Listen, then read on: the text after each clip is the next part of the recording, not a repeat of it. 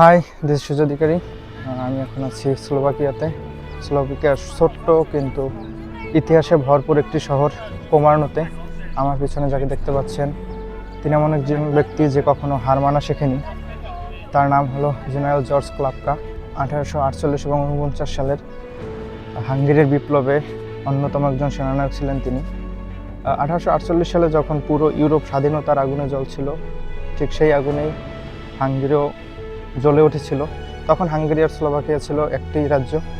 বিপরীত দিকে ছিল অস্ট্রিয়া, যারা ছিল খুবই শক্তিশালী, তাদের প্রচণ্ড শক্তিশালী সেনা সদস্য ছিল এবং একের পর এক রাজ্য, একের পর এক এলাকা এবং সৈন্যদল অস্ট্রিয়ার বিপক্ষে হারতেছিল। ঠিক তখন কোমার্নো হয়ে ওঠে সৈন্যদের, হাঙ্গেরিয়ান সৈন্যদের একটি সেফ জায়গা।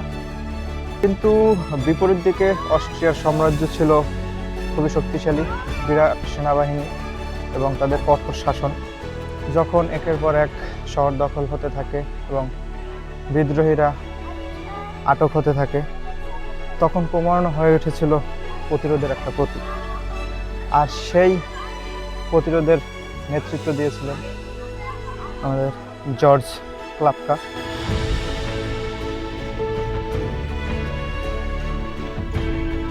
তিনি যে একজন শুধু জেনারেল ছিলেন তা না, তিনি ছিলেন একজন আত্মসম্মানের প্রতীক।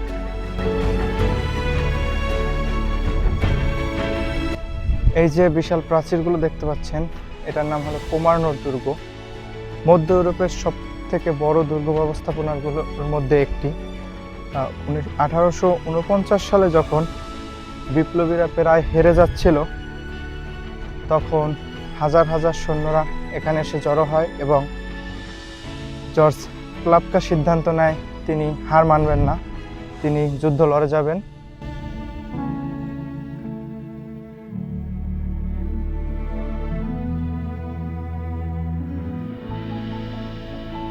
এখানে বন্ধ হয়ে গেছিল দুটোর পরে, কিন্তু এক ইঞ্জিনিয়ার সে আমাকে এখানে ঢোকার পারমিশন দিয়েছে, যদিও সে এখন আসতে যাচ্ছে না ক্যামেরায়। তবে ভিডিওটা করার কারণে তাকে একটা স্পেশাল থ্যাঙ্কস দিতে চাই। এটাই হলো তাদের আন্তরিকতা। Thank you.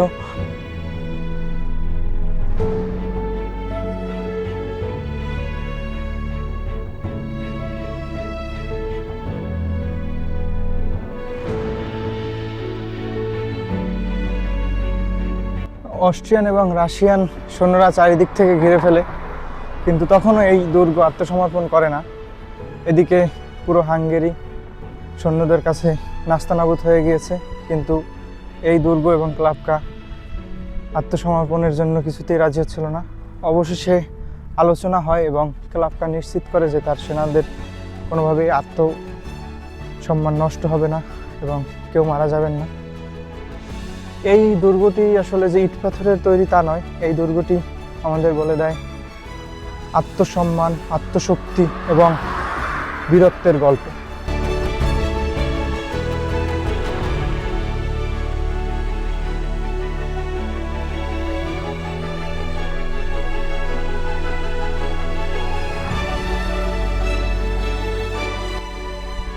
তবে কোমার্নো শুধু যুদ্ধের শহর নয়, এখন এটি শান্ত এবং সংস্কৃতিময় একটি শহর। এই জায়গাটির নাম হলো কোর্টিয়ার্ড অফ ইউরোপ। এখানে ইউরোপের অন্যান্য দেশের স্থাপত্য শৈলী একসাথে তুলে ধরা হয়েছে। যে ইউরোপ একসময় যুদ্ধ দেখেছে, সেই ইউরোপে এখন একতা, শান্তি ও সংস্কৃতির প্রতীক। আর যেই শহর স্বাধীনতার জন্য লড়েছে, সেই শহরই আজকে আমাদেরকে শান্তির গল্প বলে। ইতিহাস আমাদেরকে শেখায় স্বাধীনতা কখনো বিনামূল্যে আসে না। ক্লাপকার মতো সাহসী যোদ্ধা এবং মহানায়করা তাদের জীবনের সর্বস্ব ত্যাগ করে দিয়েছে একটি স্বপ্ন, স্বাধীনতার জন্য। কোমার্নো আজ শান্ত, নিরিবিলি, কিন্তু কোমার্নোর প্রত্যেকটি দেয়াল ফিসফিস করে বলে দিচ্ছে এই সাহসের গল্প।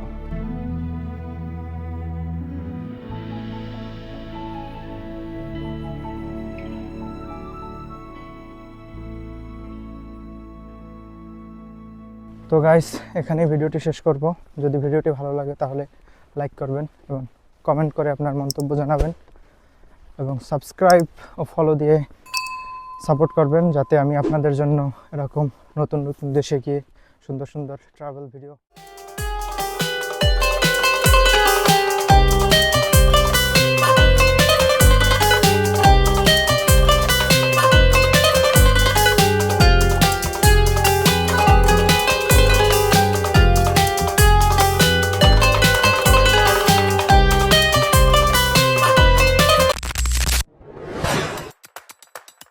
হাই, দিস সুজয় অধিকারী।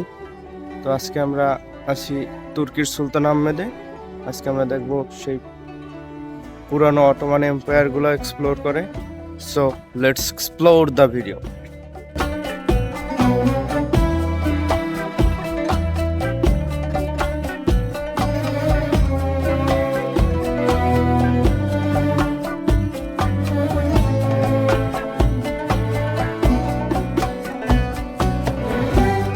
প্রথমে আমরা চলে এসেছি ইস্তানবুলের আইকনিক ব্লু মস্ক বা সুলতান আহমেদে।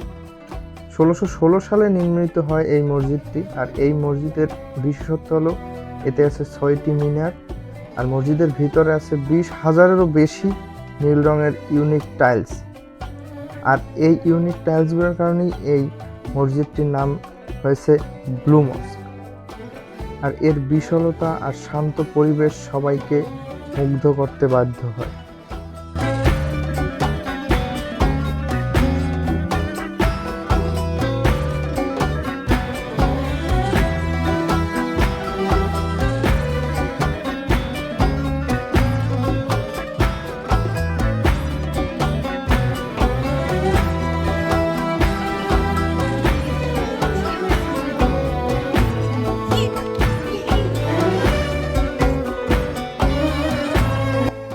মনে হইতেছে এই গম্বুজটায় কাজ হইতেছে। বিকালের রোদ্রে আলোটা পড়ে একেবারে করোনালি একটা ভাইব আসছে।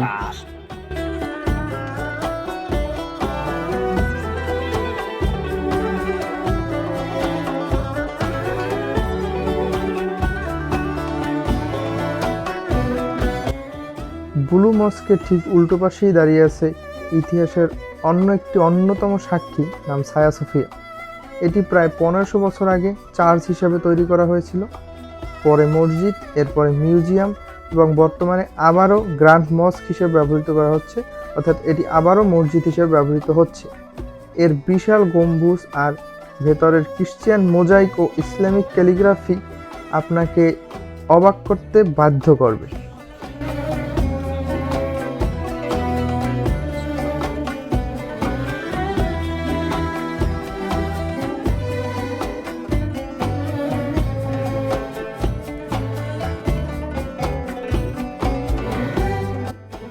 তো চলুন ঘুরে আসি এই সুন্দর মসজিদটি ভিতর থেকে।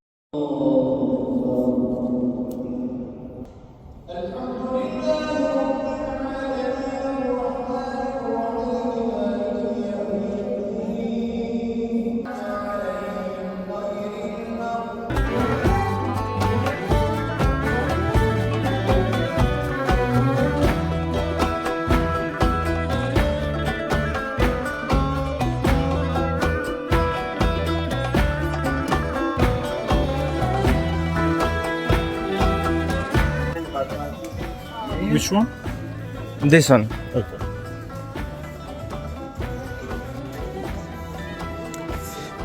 ইস্তানবুল থেকে একটা স্মৃতি নিতে হবে, দেখি কি নেওয়া যায়। এই টাইপের কিছু কালেকশন তৈরি করার চিন্তা ভাবনা আছে।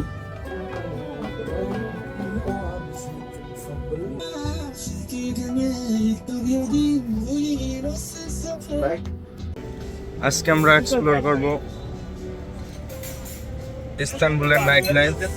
বিশেষ করে আমরা খাবারের প্রতি বেশি মনোযোগ দেবো, কারণ আমরা জানি ইস্তানবুলের খাবার অনেক বেশি বিখ্যাত, টার্কিশ খাবার। So let's explore the. ইস্তানবুলের ভ্রমণটা আসলে অর্থহীন হয়ে যাবে যদি না আপনি এখানকার স্ট্রিট ফুড ট্রাই করেন।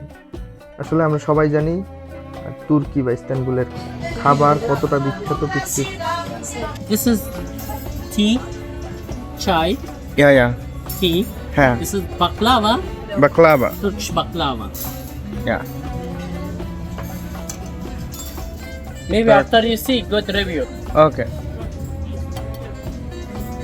তারা কিছু ফ্রিতে স্ন্যাক্স টাইপের দিল, এটা হচ্ছে চা, আর এটা কি বাকলাভা, মিষ্টি হবে সম্ভবত, দেখা যাক খেয়ে।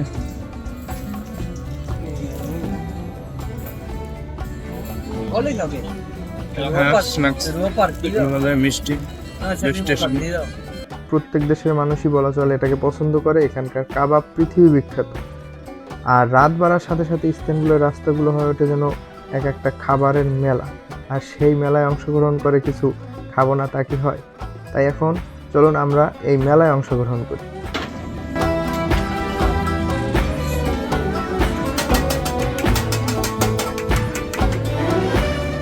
Hey, hey, hey!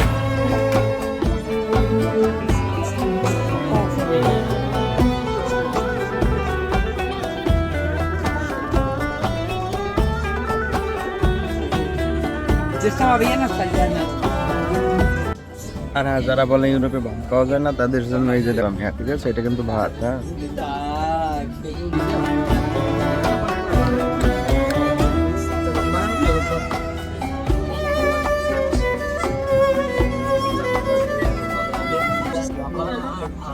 এই যে বেলগি ভেজি দেখলাম, এই বেলগি ভেজির জন্য 3000 টাকার উপরে পে করতে হয়েছে। খাবারের টেস্ট ভালো, কিন্তু আমি সস্তায় পাইতাম আর খাবার, শুধুমাত্র আপনাদেরকে দেখানোর জন্য এক্সপেন্সিভ খাবার খাইলাম। একেবারে খারাপ না টেস্ট। মাশরুমস আছে, চিকেন আছে, জলপাই আছে, টমেটো আছে। ওকে গাইস, এই ভিডিওটা আজকে এই পর্যন্তই ছিল। ভালো লাগলে সবাই লাইক করবেন, কমেন্ট করে মন্তব্য জানাবেন এবং সাবস্ক্রাইব করবেন, যাতে আমি নতুন নতুন দেশে গিয়ে নতুন নতুন ভিডিও বানানো উৎসাহ।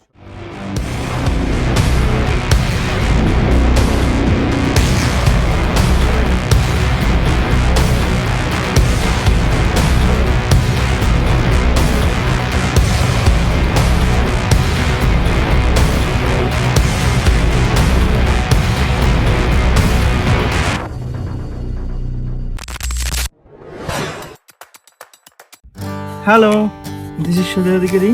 আজকে আমরা যাচ্ছি খুবই একটা ডেঞ্জারাস হাইকিং এ, কারণ চারিদিকে শুধু স্নো। আর মোটামুটি একটা বড় পাহাড় বলা চলে না, বার্গেনের দ্বিতীয় বৃহত্তম সেটা আমরা হাইকিং করতে যাচ্ছি। এখন আমরা ড্রাইভ করতেছি পাহাড়ের নিচে যাওয়ার জন্য, কিন্তু ড্রাইভ করার যে রাস্তাটা এটাও খুবই টাফ হয়ে দাঁড়াইছে স্নোর ফলে। সো ভিডিও শুরু করতেছি।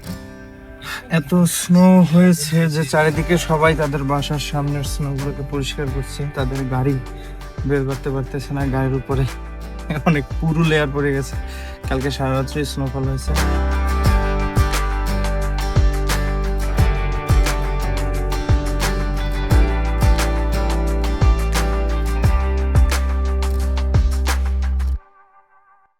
ওই স্নো যে আমরা আমাদের গাড়ি পার্ক করা নিয়ে অনেকটা দ্বিধাদ্বন্দ্বে পড়ে গেছি, পরে আবার নিচে নেমে তারপর পার্ক করতে হয়েছে। আর এখন এখান থেকে আমরা শুরু করতে যাচ্ছি আমাদের হাইকিং, এবং আপনাদেরকে ভিউটা দেখাই। জায়গা থেকে শুরু করতেছি, জায়গা কত সুন্দর। অফিসিয়ালি আমাদের হাইকিং শুরু হয়ে গেছে, গাড়ি রেখে হাইকিং করতেছি। এটা হচ্ছে অপোজিট সাইড, আমরা যেই পাহাড়টা হাইকিং করব। আর এই হচ্ছে আমাদের পাহাড়, ওই চূড়া, এখানে আমরা এখন যাব। আমার পিছনে পাহাড়ের একটা ঢাল আর অনেকটা খালি জায়গা, অনেকটা স্নো পড়ার কারণে বাচ্চারা জায়গায় স্লেডিং করতেছে। আমার ইচ্ছে করতেছে, কিন্তু এখন আমার কাছে কোনো ইকুইপমেন্ট নাই, তাই আপাতত যেই চিন্তা ভাবনা নিয়ে আসছি সেই কাজই করতেছি। রোদ্র উঠেছে, আকাশ খুব ক্লিয়ার, আর পিছনের ভিউটা জাস্ট মুগ্ধ করার মতো। ওই যে দূরে একেবারে পাহাড়ের চূড়ায় ওঠার জন্য ক্যাবেল কারের ব্যবস্থা আছে, কিন্তু ক্যাবেল কারে চললে তাহলে আর অ্যাডভেঞ্চারের কি হয়, তাহলে সেটা হবে টুরিস্ট ভাইব, কিন্তু আমরা চাচ্ছি অ্যাডভেঞ্চার।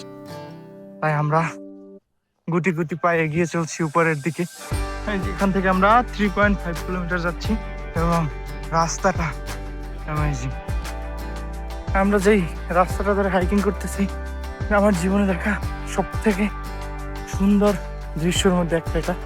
এখান থেকে হালকা ঝর্ণার মতো পড়তেছে, উপর থেকে স্নো গলে তারপর অল্প অল্প ঝর্ণার আকারে নিচের দিকে যাচ্ছে। এবং এটা অবশ্য খাওয়ার মতো জল, আমাদের যদি বেশি চেষ্টা পাই তাহলে এগুলোও খেতে পারি, কারণ খুবই ফ্রেশ। আমরা একটা ছোট্ট ব্রেক নিয়েছি কিছু খাওয়ার জন্য। পাশেই আছে স্নোগলা জল, জলের পিপাসে আমরা এই স্নোগলা জল থেকেই মিটাবো। এখানে আমাদের কাছে এখন দুইটা অপশন হয়ে দাঁড়াইছে, এইদিকে একটা রুট, এদিকে একটা রুট। তো এখন আমরা ডিসাইড করতেছি কোন দিকে যাব। একদিকে গেলে একটু সহজ, অন্যদিকে একটু টাফ, তবে আমরা যাব যেই দিকটায় ন্যাচারাল ভিউ বেশি আছে ওই দিকটাই।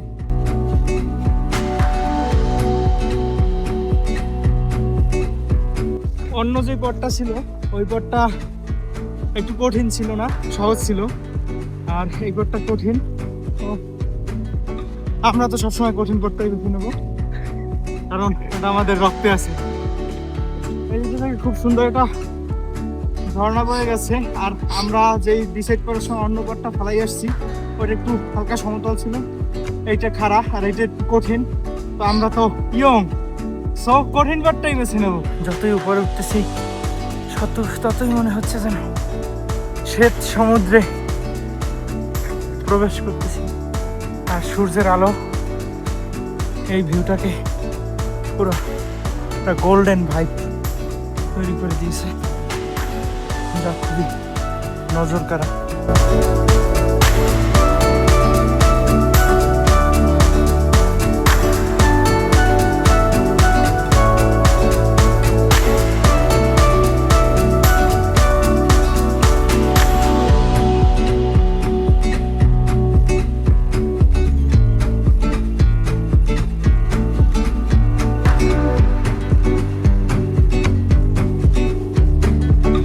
আমি যেই চোখ দিয়ে যেই ভিউটা পাচ্ছি, আসলে ক্যামেরায় অত সুন্দর আসতেছে না, তাও আপনাদেরকে দেখানোর জন্য চেষ্টা করতেছি।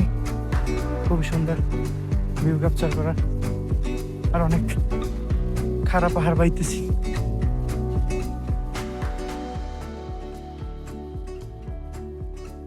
এখন যেখানে আছি অনেকটা পিচ্ছিল, অনেক সাবধানতা অবলম্বন করতে হবে, তা না হলে বড় দুর্ঘটনা হতে পারে। এবং আমরা একেবারেই চূড়োয়, আর কয়েকটা স্টেপ মাত্র। আমি একেবারে 80% পৌঁছে গেছি, তবে এই উপরে আসার পর এই ভিউটা দেখে মনে হচ্ছে এভারেস্টে উঠেছি, যদি আমি কখনো এভারেস্ট চোখেও দেখি নাই, কিন্তু ভিডিওতে যা দেখি তাতে অনেকটা তেমনই ফিল দিচ্ছি। আশেপাশের একেবারে উপরের দিকে বাতাসগুলো ঘূর্ণি হয়ে যায়, অনেকটা টর্নেডোর মতো, আর সেই সাথে স্নোর উপরিভাগ থেকে কিছু অংশ ঘোরে, দেখতে মনে হয় যেন কিছু স্বর্ণের টুকরা ঘুরতেছে, কারণ সূর্যের আলোতে সেটা সোনালি হয়ে যায়। একেবারে উপরে প্রায় এসে গেছি, তবে বাতাস প্রচন্ড, সাথে স্নোর কণা এসে বাধা দিচ্ছে। এই যে এই জায়গাটায় কেবল কারে করে আসা যায়, মানে এটাই একেবারে টপ। আজকের ওয়েদারটা বেশ সুন্দর, just look at the view. অবশেষে একেবারে উপরে উঠে গেছি, আর এই ভিউটা কিভাবে বর্ণনা না করি। এই দিকটায় সূর্য, আর ঠিক অপোজিটটাই চাঁদ। একই জায়গায় বসে চাঁদ সূর্য দেখার কি এক আনন্দ, তা কিভাবে বোঝাই।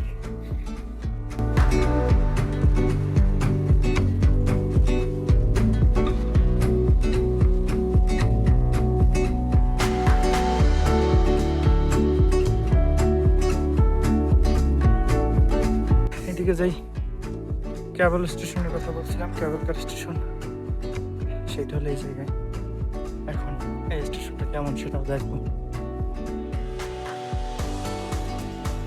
এটা হলো স্টেশন, এখানে এসে থামায়। ওদিকে টয়লেট আছে, ও একটা ক্যাফেও আছে, সম্ভবত আজকে ওপেন নাই। আর এইদিকে অনেক বসার জায়গা আছে। এটা হলো কমিউনিকেশন টাওয়ার।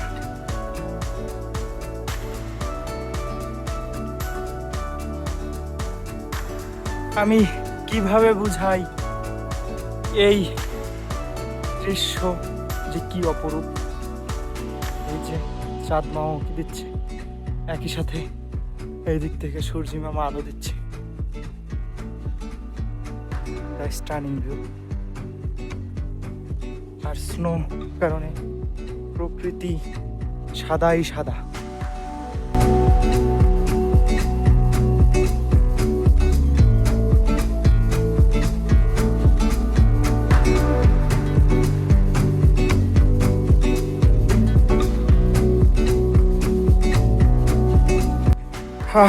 এখানে রাস্তা খুবই খারাপ, আমরা নিচের দিকে নেমে যাচ্ছি। আর নিচের দিকে নামার এই পথটা প্রচন্ড ডেঞ্জারাস, কারণ স্নোর কারণে পথ তেমন নাই বললেই চলে। আর পিচ্ছিল হয়ে গেছে, কয়েকবার স্লিপ করছি, আরো সাবধান হতে হবে। আর তার সাথে বাতাস তো আসি উপরের দিকে, প্রচন্ড বাতাস, সাথে স্নো আসছে হিট করে। আমরা এখন নেমে যাচ্ছি কারণ আলো প্রায় শেষ হয়ে যাচ্ছে। আর ভিডিওটা এখানে শেষ করব। যদি ভিডিওটা ভালো লাগে লাইক করবেন, কমেন্ট করে আপনার মূল্যবান মন্তব্য জানাবেন এবং চ্যানেলটি সাবস্ক্রাইব করবেন।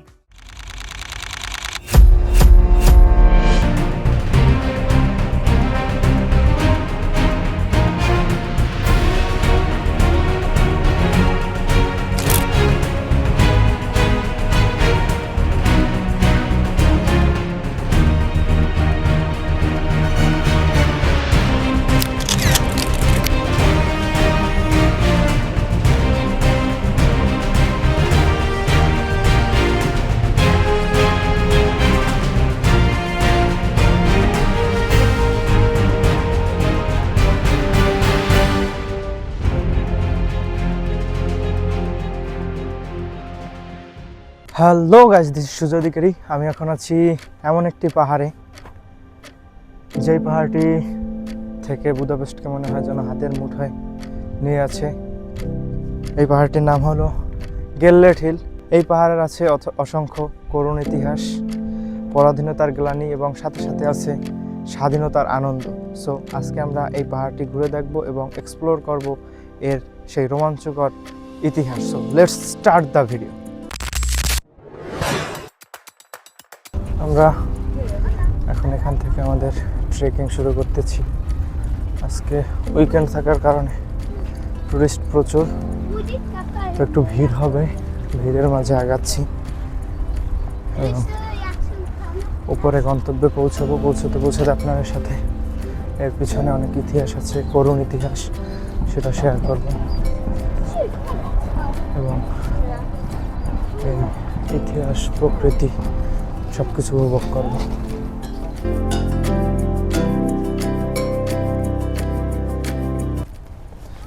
এখানে এই পাহাড়টায় ওঠার জন্য অনেকগুলো পথই ছিল, তো আমার কাছ থেকে এই খাড়া পথটা বয়ে গেছে।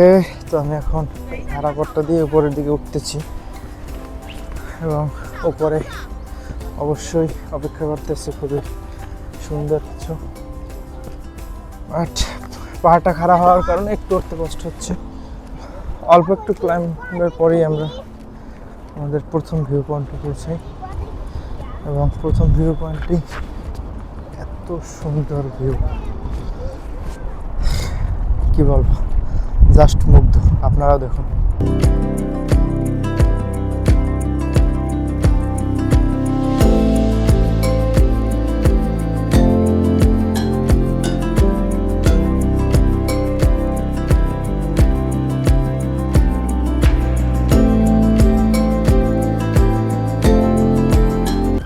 প্রথম ভিউ পয়েন্ট কভার করা হয়ে গেছে, এখন আবার সামনের দিকে আগাবো, কারণ একেবারে টপে পৌঁছাতে হবে। আর আমি শর্টকাট নিচ্ছি কিছুটা, মানে পাকা রাস্তা আছে কিন্তু ঘুরে উঠতে হয় তাই, কিন্তু আবার একটা রোড আছে জঙ্গলের ভিতর দিয়ে, আমি এখন সেখান দিয়ে আগাচ্ছি। পাহাড় বাইতে বাইতে এখন এই পাহাড়ের ইতিহাস নিয়ে কিছু বলি। এই পাহাড়ের নাম গেল্লেট হিল হলো কেন, তার পিছনে আছে একটা করুণ ইতিহাস। একাদশ শতাব্দীতে সেন্ট গেল্লেট ছিলেন একজন ইতালীয় বিশপ এবং তখনকার হাঙ্গেরির রাজা, প্রথম রাজা, সে সেন্ট বিশপকে নিয়ে এসেছিল খ্রিস্ট ধর্ম প্রচারের উদ্দেশ্যে। পরবর্তীতে রাজার মৃত্যুর পরে খুবই বিশৃঙ্খলা দেখা দেয় হাঙ্গেরিতে এবং বিদ্রোহী পৌত্তলিকরা তারা হাঙ্গেরির আরও বিশৃঙ্খল অবস্থা তৈরি করে ফেলে এবং সেন্ট গেল্লেটকে তারা একটা কাঁটাযুক্ত ব্যারেলে ভর্তি করে সামনে যে ডানিউব নদী আছে নদীতে ফেলে দেয়। তারই এই আত্মত্যাগের স্মরণ হিসাবে এবং তাকে সম্মানের উদ্দেশ্যে এই পাহাড়ের নাম আছে গেল্লেট হিল। তাই পাহাড়ের একপাশে আজও একটা সেন্ট গেল্লেটের স্ট্যাচু ডানুব নদীর দিকে মুখ করে দাঁড়িয়ে আছে এবং সবাই এখানে সম্মান প্রদর্শনের উদ্দেশ্যে আসে। আমার পিছনে এটা একটি চার্চ, পাহাড়ের ভিতরে তৈরি করা, তবে এখানে ঢুকতে হলে পেমেন্ট করতে হবে বা টিকিট কাটতে হবে। তো আমি বরাবরই বলি আমি একজন বাজেট ট্রাভেলার, তো আজকের মতো এখানে আর ঢুকবো না।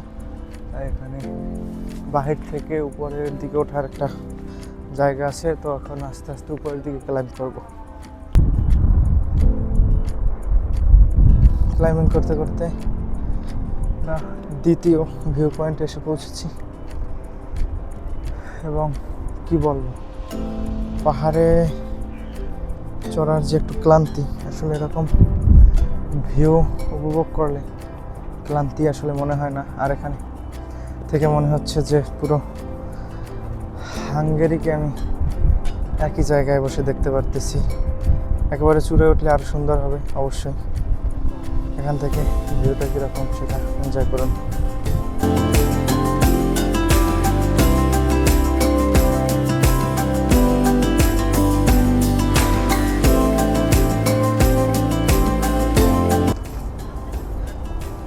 আরেকটা মজার বিষয় বলতেছি, ওই যে পিছনে আমার ওই পিছনে দেখতে পাচ্ছেন একটা স্টেডিয়াম, এখানে চ্যাম্পিয়ন্স লিগের ফাইনাল হতে যাচ্ছে।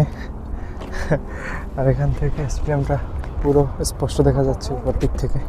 পাহাড়ের একেবারে উপরে এই যে আমার পিছনে দুহাত উপরে পাম পাতা নিয়ে দাঁড়িয়ে যে মহিলার ভাস্কর্যটি দেখতে পাচ্ছেন, এটি হলো হাঙ্গেরির লিবার্টি স্ট্যাচু বা স্বাধীনতা স্তম্ভ। 1947 সালে দ্বিতীয় বিশ্বযুদ্ধের সময় যখন নাৎসি বাহিনীর থেকে সোভিয়েত ইউনিয়ন হাঙ্গেরিকে রক্ষা করে, তখন তার স্মৃতিস্তম্ভ হিসাবে এটি তৈরি করা হয়। তবে পরবর্তীতে 1990 সালে আবার হাঙ্গেরি সোভিয়েত ইউনিয়নের থেকে স্বাধীনতা গ্রহণ করে, তখনকার থেকে এই স্তম্ভটির কিছু লেখা ও প্রতীক উঠিয়ে ফেলা হয় এবং তখন থেকে স্তম্ভটিকে হাঙ্গেরির লিবার্টি স্ট্যাচু হিসেবে রাখা হয় এবং এটা হাঙ্গেরির স্বাধীনতার প্রতীক। এই স্তম্ভটির উচ্চতা 14 মিটার, তবে এর যে বিশাল একটা বেদি আছে নিচে, এই বেদি সহ এর উচ্চতা দাঁড়ায় 40 মিটার। পাহাড়ের উপর থেকে বুদাপেস্ট শহরটিকে দেখলে মনে হয় যেন শিল্পীর হাতে সুন্দর করে আঁকা একটি ছবি। এখান থেকে দানিউব নদীর তীরে অবস্থিত ব্রিজগুলো, সেন্ট ব্রিজ, এলিজাবেথ ব্রিজ বা লিবার্টি ব্রিজ একসাথে দেখা যায় এবং এই ব্রিজের অপোজিটে, মানে এই পাহাড়ের অপোজিটে যে রাজকীয় পার্লামেন্ট বিল্ডিং, তা আসলেই দর্শকদেরকে বিমোহিত করে এবং এখানে দাঁড়িয়ে উপভোগ করতে বাধ্য করে। একেবারে চূড়ায় ওকে দিচ্ছে একটা দুর্গ, এটার নাম হলো সিটাডেল্লা। তবে মজার বিষয় হলো হাঙ্গেরির মানুষ এই দুর্গটি তৈরি করেনি। হাঙ্গেরির যে বিপ্লব হয়েছিল 1848-49 সালে, তখন অস্ট্রিয়ানরা হাঙ্গেরির বুদাপেস্টের উপর নজর রাখার জন্য এই দুর্গটি তৈরি করেছিলেন।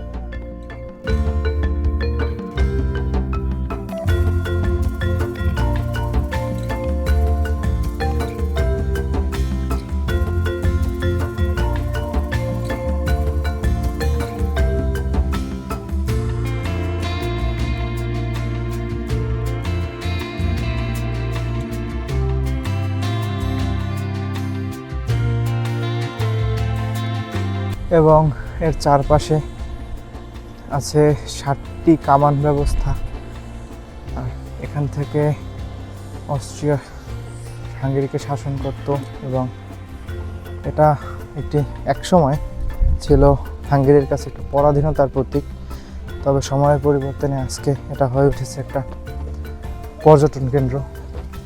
তবে এখানে এখন সাময়িক সময়ের জন্য বন্ধ আছে, কনস্ট্রাকশন কাজ চালু আছে। দুর্ভাগ্যবশত এখানে ঢুকতে পারতেছি না। তো আপনার সাথে ইতিহাসটা শেয়ার করলাম এবং দূর থেকে আমি যতটা সম্ভব আপনাদের দেখানোর চেষ্টা করব। তবে এই যে এখান থেকে একেবারে অপোজিটে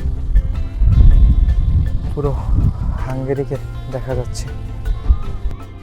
একটা মজার বিষয়, এই যে সিটাডেল্লা ঠিক বিপরীত সাইডে বা সাইডে এই জায়গাটা একটা পিকনিক স্পট। এই যে এদিকে আপনার বারবিকিউ করার জন্য ব্যবস্থা করা আছে। কেউ বারবিকিউ করতেছে, তাই ওদিকে যাব না। আবার এই অপর দিকে আছে বাচ্চাদের জন্য প্লেগ্রাউন্ড, খেলাধুলার ব্যবস্থা। উইকেন্ডে এখানে সময় কাটানোর জন্য খুবই ভালো একটি ব্যবস্থা। এখানে এসে প্রকৃতির সাথে সময় কাটানো যায়, একই সাথে ইতিহাস উপভোগ করা যায়, আর সাথে সাথে নিজেরা বারবিকিউ করে আনন্দ করা যায়। জিনিসটা খুব ভালো লাগলো, তাই আপনাদের সাথে শেয়ার করলাম। এই গেললার্ট হিল শুধুমাত্র একটি পাহাড় নয়, এখানে হাঙ্গেরির মানুষের আত্মত্যাগ, পরাধীনতার গ্লানি এবং বিজয়ের আনন্দ, একই সাথে আধুনিক ইউরোপের একটি অবিচ্ছেদ্য অংশ। তো আপনি যদি কখনো হাঙ্গেরিতে আসেন তাহলে অবশ্যই এই গেললার্ট হিলে আসবেন। এখানকার ইতিহাসকে উপভোগ করতে পারবেন এবং আপনার মনে হবে যে আপনি এই একটা জায়গায় বসেই পুরো ইউরোপকে হাতে নিচ্ছেন। তো এখানে আজকে ভিডিওটি শেষ করব। যদি ভিডিওটি ভালো লাগে তাহলে লাইক করবেন, কমেন্ট করবেন, মন্তব্য জানাবেন এবং সাবস্ক্রাইব করবেন, যাতে আমি আরও এরকম নতুন নতুন ভিডিও দিতে পারি। আর যদি ফেসবুক থেকে দেখেন তাহলে ফলো করেন, সাথেই থাকবেন। Thank you, by.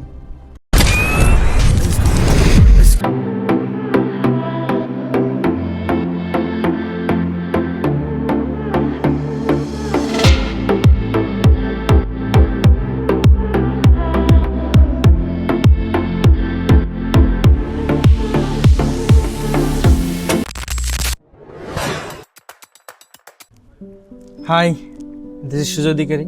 আমি এখন আছি সেন্ট্রেন্ডে, যে শহরটাকে বলা হয় সিটি অফ আর্ট। এখানে প্রত্যেকটা ঘরেই আর্টের ছোঁয়া আছে, প্রত্যেকটা রাস্তা পাথরের তৈরি এবং এটা বুদাপেস্ট সিটি থেকে কিছুটা দূরে, 40 কিলোমিটার মতো। একদিনের ট্যুরের জন্য এই সিটিটা খুবই বেস্ট। আজকে আমরা ঘুরবো এবং এক্সপ্লোর করবো। So let's start. আমি এখন আছি এই ছোট্ট সিটিটার প্রাণকেন্দ্র সিটি হলের সামনে। এখান থেকে এই সিটির যেই আইনি কার্যকলাপ সব কিছু পরিচালনা করা হয়।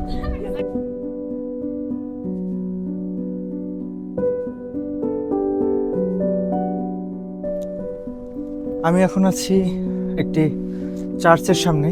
এটি একেবারে শহরের মধ্য স্থানে এবং সর্বোচ্চ উচ্চতায়। এটাই উঁচু জায়গা, এখান থেকে সামনের বাড়িগুলো, সামনের রোডগুলো সব কিছু দেখা যায় এবং এখানে আসে মানুষজন তাদের ধর্মীয় আরাধনা করতে এবং তাদের ধার্মিক দিকটা বিবেচনা করে তারা হয়তো বা এই চার্চকে একেবারে উপরের যে জায়গাটা, উচ্চ জায়গা, ওই জায়গাটা রাখছে। যেহেতু এই এলাকাটা মোটামুটি পাহাড়ি, তো সেই পাহাড়ের উপর স্থানে এই চার্চটার অবস্থান এবং এটাকে খুবই ক্লাম এবং শান্তিপূর্ণ। অনেকেই দেখা গেছে আশেপাশের বেঞ্চে বসে তারা তাদের সময় কাটাচ্ছে, একা একা নিজেকে সময় দিচ্ছে। তো খুবই সুন্দর একটা জায়গা, যেখান থেকে সামনের ভিউ পাওয়া যায়। সামনে দিয়ে এই দিক থেকে দানিউব নদী বয়ে গেছে। খুবই শান্ত বাতাস, শান্ত পরিবেশ।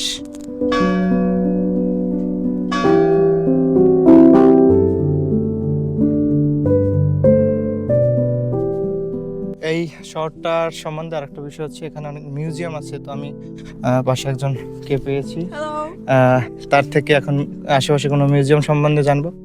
So can you tell me about any museum near us that we can visit of that museum? Yeah, sure. Like, there's this museum Okay. over there. It's called Zobel Museum. There's another one called Margit Museum. Yeah. Kovacs Margit Museum. There are like a lot of museums around here.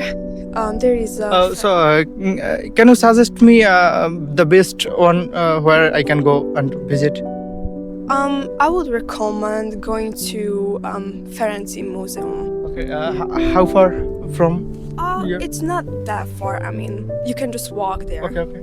It's a few kilometers away. Okay. Like it. So thank you for information. তো এখন আমরা চেষ্টা করব সেই মিউজিয়ামটা visit করার, তবে বললো কয়েক কিলোমিটার দূরে। দেখা যাক করতে পারি নাকি। Thank you. উনি যে মিউজিয়ামটা সাজেস্ট করেছিল সেটা অনেকটা দূরে, তাই হয়তো বা কভার করতে পারবো না। তবে আমার একেবারে পাশে এই মিউজিয়ামটা, এখানটায় আজকে খোলা আছে কিনা তা না, আমাদের দুর্ভাগ্য আজকে খোলা নেই। এই যে আমাদের খুবই কাছে ছিল এই মিউজিয়ামটা। দেখি অন্য কোনো একটা মিউজিয়াম ট্রাই করে দেখব।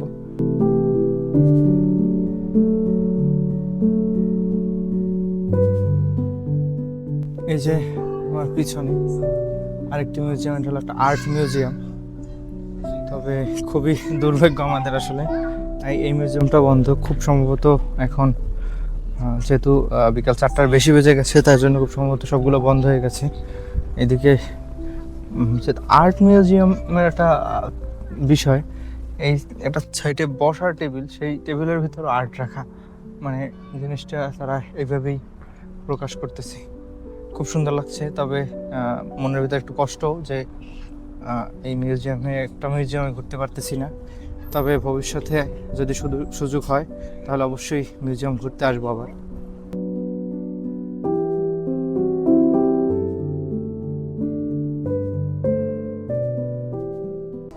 আমরা সব খাবার অর্ডার দিচ্ছি, তবে প্রথমে পেয়েছি আমাদের ড্রিঙ্কসটা, lemon dress, classic lemon dress. আর অমিত নিয়েছে স্ট্রবেরি লেমন ড্রেস, আর ভাইয়া নিয়েছে বিয়ার, এটা দিরহার, যেটা এটা হাঙ্গেরিয়ান বিয়ার আই গেস।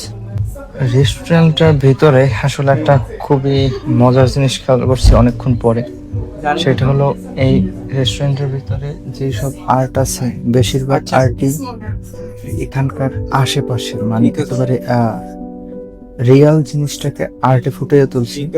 আমি ধরেন এই রেস্টুরেন্টে লাইটিং বা যদি কোনো অ্যাঙ্গেল থেকে ছবি তোলা হয় সেই ছবিটা কিরকম হবে সেই রকম, অথবা এই সিটির কোনো একটা রাস্তায় বাচ্চারা খেলতেছে সেই খেলার দৃশ্যটা ওই সেম রাস্তায় কিরকম হবে সেরকম একটা আর্ট। আবার দেখা যাচ্ছে অনেক সময় ক্রিসমাস উপলক্ষে যে সাজায় সেই সাজানো রাস্তার একটা আর্ট। এরকম রিয়াল জিনিসটাকে আর্টে পরিণত করা হয়েছে এবং সেই আর্ট থেকে এই রেস্টুরেন্টের ডেকোরেশনটা করা হয়েছে, যেটা খুবই সুন্দর এবং এটাই বলে দেয় যে আসলে এই সিটিটাকে কেন সিটি অফ আর্ট বলা হয়। বাইরে এতটাই ঠান্ডা ছিল এবং ফিল্মিং করার জন্য তো হাত বাইরে রাখা লাগছে। আমরা প্রায় 15 মিনিটের মধ্যে রেস্টুরেন্টের ভিতরে আছি, ভিতরে ওয়েদার নর্মাল, কিন্তু হাত এখন পর্যন্ত ঠিক মতো কাজ করতেছে। আরেকটা মজার জিনিস, আজকে 10 ফেব্রুয়ারি, আজকে কিন্তু টেডি ডে, আর আমরা টেডি পেয়ে গেছি। তো ভিডিওটা পরে আপলোড হবে, কিন্তু আপনাদের সবাইকে happy teddy day.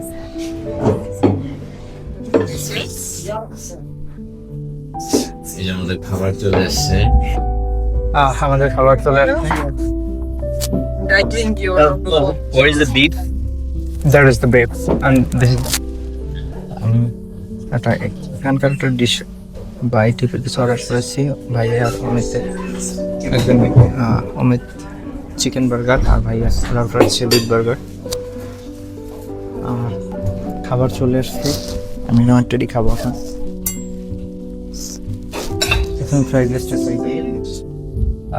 Brown fried rice. ওই যে সব ভুলে গেল। নাও খাও। That's खाना स्पेशली देता है and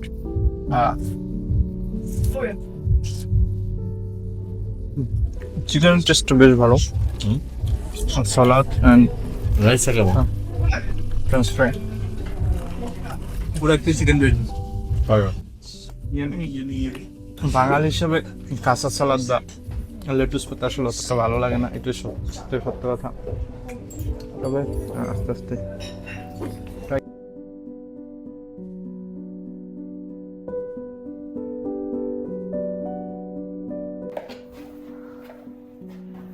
This is decoration and toy. Oh, And here the characters. okay. And you pick the characters what you want. Okay, you and your partner made all of this Yes, things. Wow. yes, 10 years ago. Okay, 10 years ago. এটা যে একটা art city, সেটার প্রমাণ পাওয়া যায় এই শপটার ভিতরে। উনি হলেন এই শপের ওনার। 10 বছর আগে উনি এবং ওনার 6 বন্ধু মিলে এই আর্টগুলো করেছেন, এবং খুবই সুন্দর এবং ডিটেলটা আমি আপনাদেরকে দেখাবো সব কিছু। What about the price 2,900. For one? Yes, and 2,700. 2,700. And what about the price of 9,700. 9,700? Okay. Yes.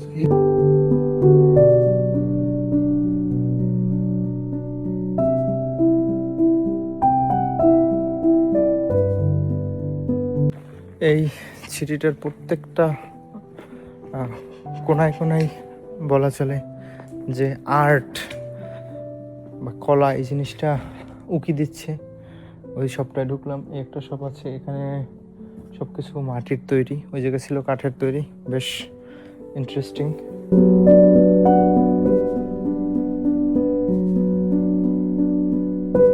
পুরো সিটিটাই বলা চলে অনেকটা ট্যুরিস্ট ভাইব, যারা পার্সোনালি আর্ট পছন্দ করে তাদের জন্য পারফেক্ট একটা জায়গা। তবে যেহেতু আমাদের বাজেট ট্যুর, অবভিয়াসলি আমরা তেমন কোনো গিফট কিনবো না।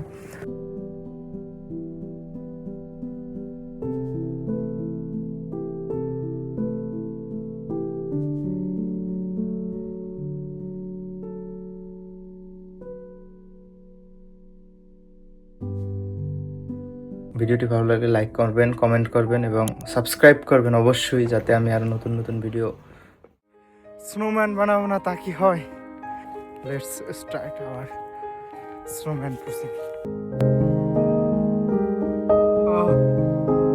স্নোম্যান, এই যে আমার পিছনে এটা একটা চার্চ, কিন্তু এটা একটা মডার্ন স্ট্রাকচারের উপর তৈরি।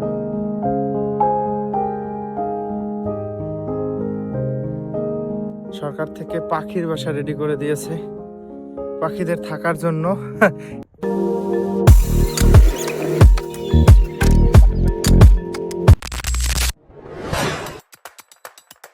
হ্যালো, দিস ইজ সুজয় অধিকারী। আজকে প্রচণ্ড স্নোফল হচ্ছে, তো আজকে আমরা বার্গেন শহরটাকে ঘুরবো শুধু স্নোফলের ভিতরে। চারিদিকে শুধু সাদা আর সাদা। আমরা এখন আছি একটা লেকের পাড়ে। লেকের পাশে প্রচুর হাঁস আছে, রাজহাঁস, পাতি হাঁস, তারপর কবুতর আছে, আরও এক প্রজাতির হাঁস বা পাখি টাইপের কিছু আছে, আমি চিনি না এগুলোকে মূলত।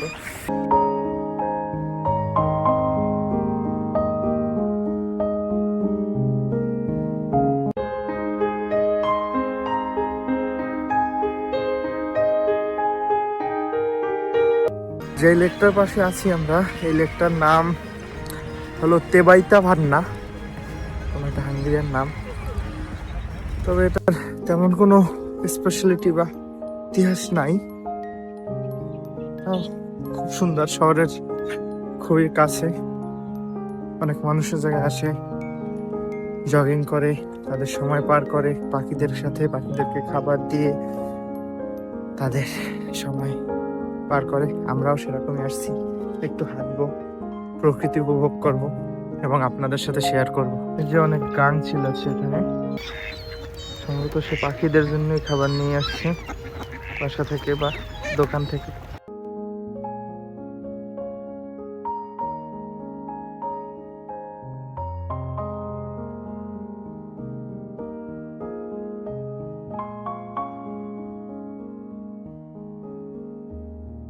গাংসের গুলো খুব দুষ্ট। খুব সুন্দর একটা রাজাহাঁস লেকের ভিতরে। বাই দ্য ওয়ে, লেকটার ভিতরে কিন্তু মাছ আছে, মাছ ধরা যায়, কিন্তু বাসায় নিয়ে যাওয়ার পারমিশন নেই।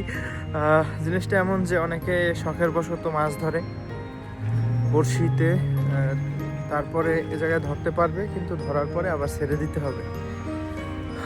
যদিও এটা একটু মাছের জন্য টর্চার, কিন্তু এখানকার অনেক মানুষ এটা করে তাদের সময় পাস করার জন্য।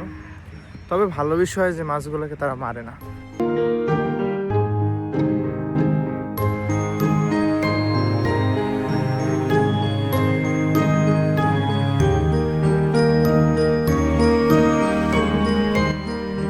এই যে গাছের উপরে বাসা, অনেক গাছই দেখতে পাচ্ছি।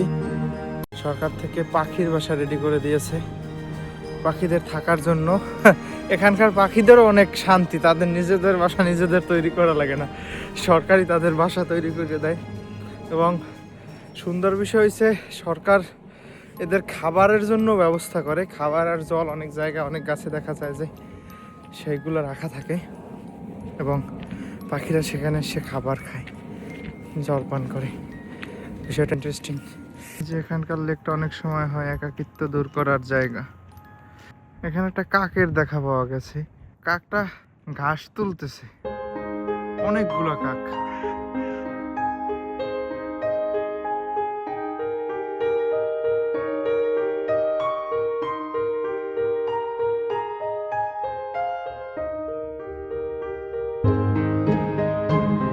ওকে, এত পরিমাণ তুষারপাত হইতেছে, আর এই তুষারপাতের ভিতর স্নোম্যান বানাবো না তা কি হয়? সো স্নোম্যান বানাবো এখন। Okay, let's start our snowman process.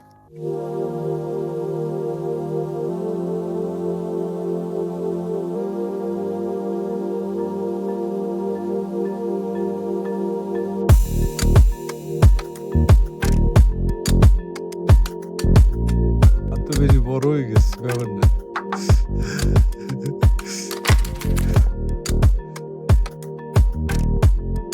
বড় বড় চোখ। তুমি জাস্ট একটা নাক দাও, তাহলে হবে কোনো একটা ই দিয়ে। চোখ দিয়ে সাধারণত পাথর দিয়ে, দুটো পাথরের টুকরো নিয়ে আসো। এই থেকে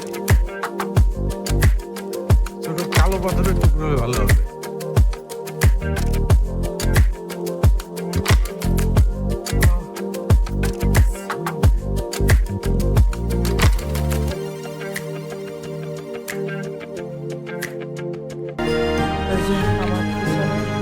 চার্চ, কিন্তু এটা একটা মডার্ন স্ট্রাকচারের উপর তৈরি।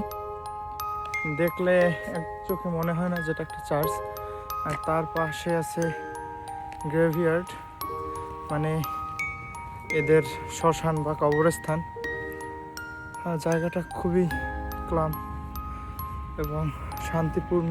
আর সব থেকে ইন্টারেস্টিং বিষয় হলো এই বিল্ডিংটা, এটা কোনো দিক থেকে আসলে মনে হয় না যে এটা একটা চার্চ।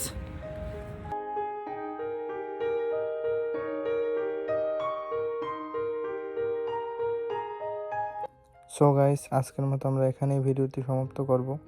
সো ভালো লাগলে লাইক করবেন এবং কমেন্ট করে আপনার মন্তব্য জানাবেন। সাবস্ক্রাইব করে পাশে থাকবেন, যাতে করে আমি আরও নতুন নতুন ভিডিও বানানোর জন্য উৎসাহ পাই। এই আজকই এটাকে মূলত একটা দ্বীপ দ্বীপের শহর বলা চলে। এটা একটা বাংকার, এখানে অনেক কামান বা ডিফেন্স সিস্টেম, অনেক কমিউনিকেশন সিস্টেম। এখন একটা ভিউ পয়েন্টে যাওয়ার জন্য ছোট্ট একটা হাইকিং করব।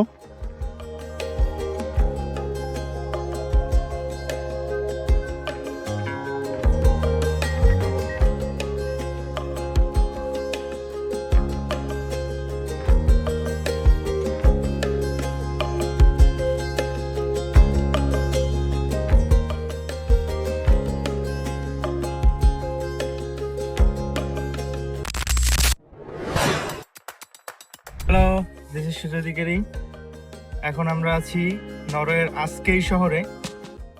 আমরা কোথায় যাব সেটার কোনো ডেস্টিনেশন নাই, ড্রাইভ করতে থাকবো, তারপর যে ডেস্টিনেশন ভালো লাগবে সেইখানে চলে যাব। আজকে একটা খুবই রেইনি ডে, তাই কোনো ডেস্টিনেশন ফিক্স করতে পারি নাই। আমরা এখন ড্রাইভ করতেছি কোনো ফিক্সড ডেস্টিনেশন ছাড়া। তবে রাস্তাটা খুবই সুন্দর।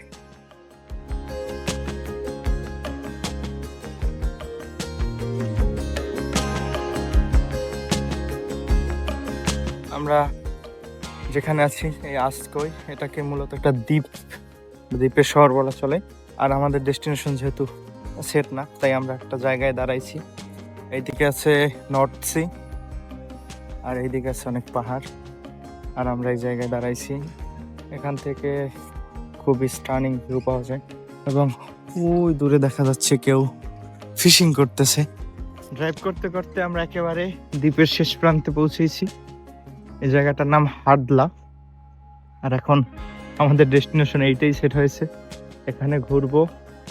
পুরোটা একটা সমুদ্রের পাশে, যেহেতু দ্বীপ।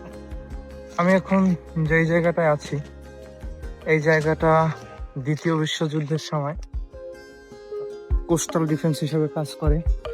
যদিও তারা জার্মানির কাছে হেরে গেছিল, কিন্তু তখনকার সময় ব্যবহৃত যুদ্ধের জিনিসপত্রগুলো এখনও তারা নিদর্শন হিসাবে রেখে দিয়েছে, যাতে করে পর্যটকরা আসলে এটা দেখতে পারে এবং তাদের ইতিহাসের কিছুটা সাক্ষী হতে পারে। যে পিছনে এটার ভিতরে আসলে বাংকার, যেটা যুদ্ধের সময় ব্যবহৃত হয়েছিল। তারপরে হচ্ছে কমিউনিকেশন সিস্টেম, এখানে অনেক কামান বা ডিফেন্স সিস্টেম, অনেক কমিউনিকেশন সিস্টেম রাখা আছে, যেটা দিয়ে তারা এখান থেকে এই এলাকার যুদ্ধ পরিচালনা করতে পারে। পিছনের এটা একটা বাংকার, এখানে বসে তারা হিটলারের বিরুদ্ধে ডিফেন্স করেছিল। আমার পিছনে অনেকগুলো বাংকার আর অনেক যুদ্ধ সরঞ্জাম আছে। এটা মূলত দ্বিতীয় বিশ্বযুদ্ধের পর বা ওই টাইমটায় যখন জার্মানরা হাঙ্গেরিকে ইনভেন্ট করে, তারপরে তাদের ডিফেন্স হিসেবে এই জায়গায় এইগুলো তৈরি করে, যাতে পরে কেউ তাদেরকে আবার ইনভেন্ট করতে না পারে।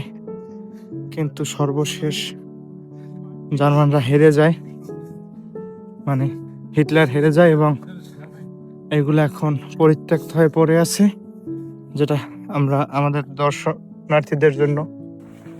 তবে বর্তমানে এই জায়গাটা একটা ট্যুরিস্ট ডেস্টিনেশন হিসেবে কাজ করে বা শর্ট ভ্যাকেশন ডেস্টিনেশন, কারণ এখানে অনেক ধরনের অ্যাক্টিভিটির ব্যবস্থা করে রেখেছে সরকার, যেমন বারবিকিউ করার জন্য বা টেন্ট করার ব্যবস্থা, বিভিন্ন ধরনের খেলাধুলা লাইক ফ্রিসবি, ফুটবল, তারপর এই সাইডে একটা গলফ কোর্টও আছে।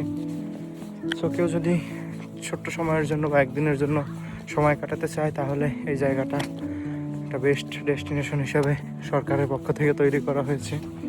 এবং আমাদের ডেস্টিনেশনটাও আজকে এরকমই ছিল, তবে এটা একটা র্যান্ডম সিলেক্টেড ডেস্টিনেশন ছিল। এখন একটা ভিউ পয়েন্টে যাওয়ার জন্য ছোট্ট একটা হাইকিং করব, 400 মিটারের মতো।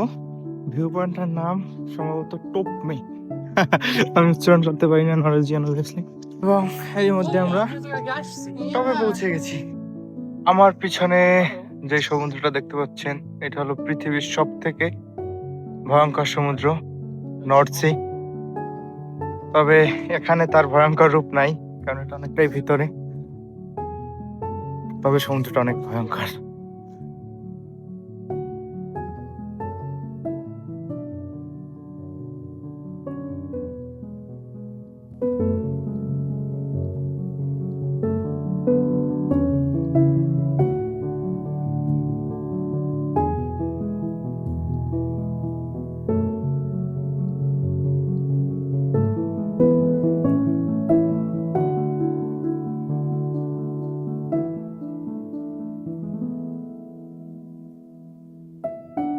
আমরা চলে এসেছি, সো এখানেই আমাদের শর্ট ড্রাইভ প্লাস শর্ট ট্যুরও শেষ, আর সাথে সাথে ব্লগও শেষ।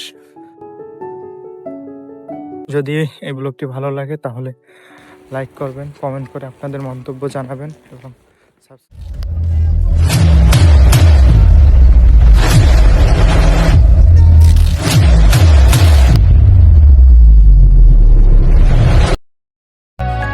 Hold up.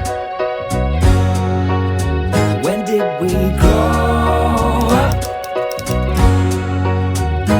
When did dreams give way to plans? Wonder slip through our hands. Just hold up. Just hold up. Way back now, I watched them in the yard and wonder how the world still feels that way. Hi, this is Sujoy Adhikari and happy birthday to me. আজকে আমার birthday উপলক্ষে আমরা বাসার সবাই আসছি Budapest থেকে কিছুটা দূরে একটা সিটিতে, ছোট সিটি নাম সেন্টেন্ড্রে। আর আমরা আমাদের প্ল্যান অনুযায়ী একটু জঙ্গলের ভিতরে আছি। এইদিকে ছোট্ট একটা ঝর্ণা দেখা যাচ্ছে, আর সামনে আমরা বার্থডের জন্য কিছু ছোট কেক কাটবো বা ই করবো। So let's go.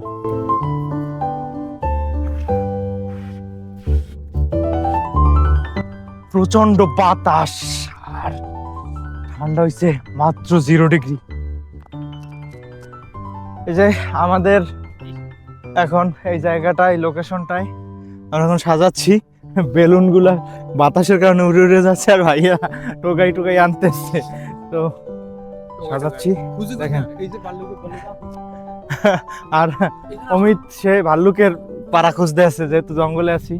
এদিকটায় নদী, দানিউব নদীর শাখা, এদিকটায় জঙ্গল, ওই দিকটায় লোকালয়। আমরা এমন একটা জায়গায় আছি, এখন করতেছি।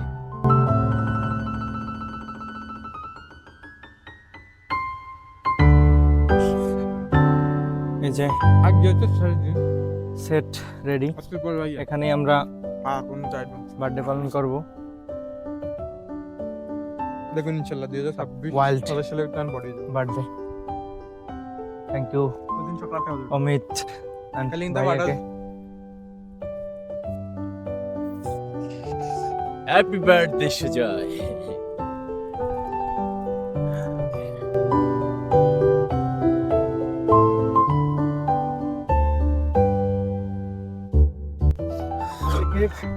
পিছনে ওয়াইল্ড বার্থডে সেট, খুবই একটা প্রকৃতি। ওই আর আত্মনা শেষ, but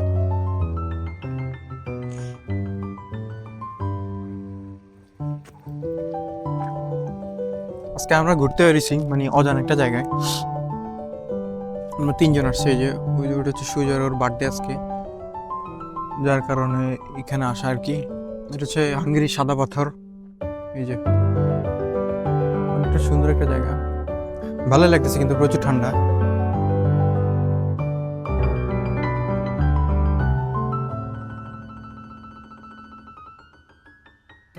ready 1 2 3 happy birthday Sujoy.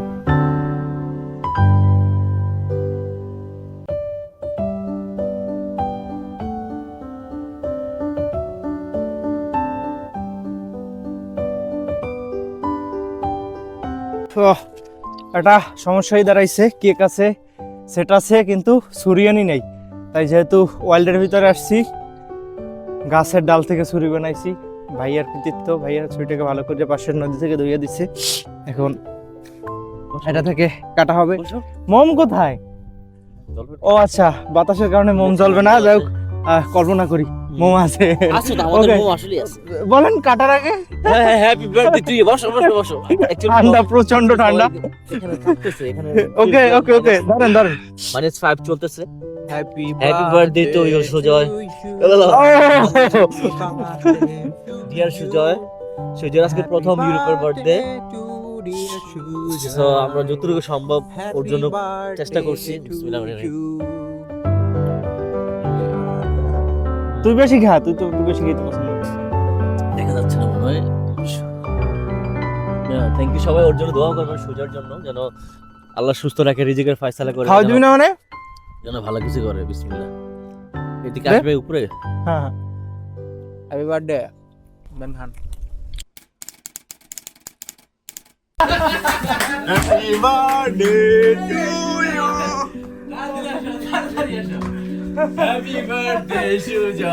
এত বড় ময়লাটা কে পালাইছে বাসায় হ্যাঁ কারো তো সাহস ঠিক না কালকে কাটবো আমরা সুজয় তোমার ফিল কেমন বলো? সুজয়ের বার্থডে। বাইক খেপলে কে তো ময়দানি কি ময়লা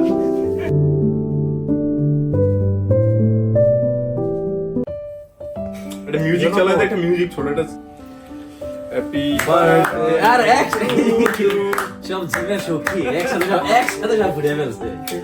happy birthday dear Sujoy. Happy birthday Sujoy. যে আনছে তার জন্য একটা আগে ইমনের দাও, এটা সম্পূর্ণ ইমনের জন্য। আমরা নিজেও সারপ্রাইজ দিয়েছি। বার্থডে হচ্ছে সুজয়।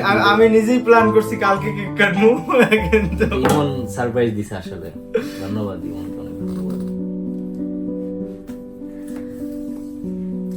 সুজয় দাও। না না ইয়ারে ও তো আমার রুমমেট ওর আর কি পরে সবচেয়ে কম দিছি ওয়াও থ্যাংক ইউ গিফট যেহেতু সারাদিন ভাইয়া অমিত ওরা আমাকে ট্রিট দিয়েছে, তাই এখন রাতে আমার পালা। যেহেতু আমার পালা আসছে তাই সবাই রিকোয়েস্টে বাসায় রান্না করতেছি। আজকে রান্না করব চিকেন তান্দুরি বা গ্রিল টাইপের কিছু, এই যে ম্যারিনেট করে রেখেছি। এটা আমাদের ওভেনে দিয়ে কুক করা হবে। তাছাড়া রান্না হবে এটা দিয়ে চিকেন খিচুড়ি, আর হচ্ছে ইলিশ মাছ, ইলিশ ফ্রাই হবে, আর হবে ডিমের কি বলে কোরমা।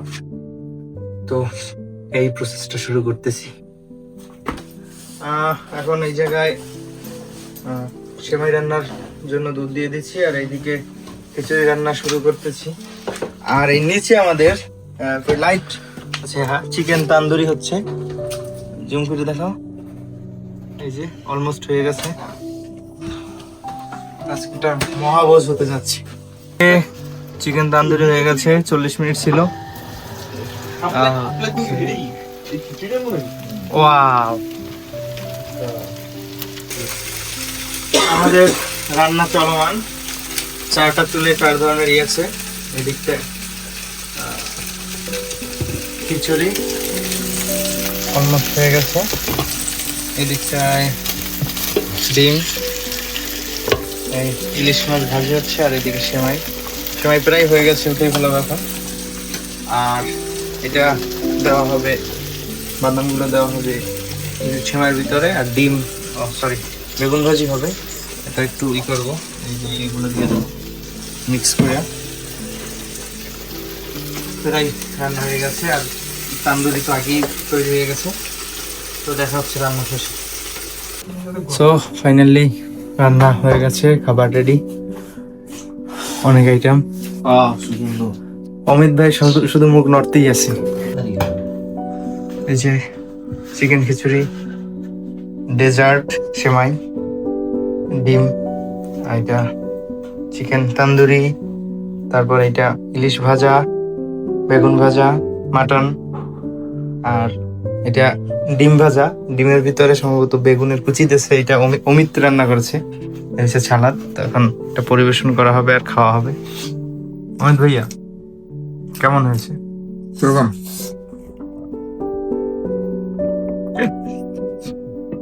কেমন ভাইয়া? সত্যি কথা বলতে দুর্দান্ত লেভেলের ভালো হয়েছে। আমি অনেকদিন পর মন ভরে খিচুড়ি খাইতেছি, মানে 5 বার নিছি। তো আর বলতে চাই না, অনেক ভালো হয়েছে। বড় ভাই আলহামদুলিল্লাহ অনেক ভালো হয়েছে। আমি 10-এ 10 দিব সবকিছু মিলে। আসলে অনেক থ্যাংক ইউ, এটাই আমার পূর্ণতা। আমি তো ভালো কমই আমি জানছি। তো এখানেই ছিল এই বার্থডে সেলিব্রেশনের ভিডিওটা।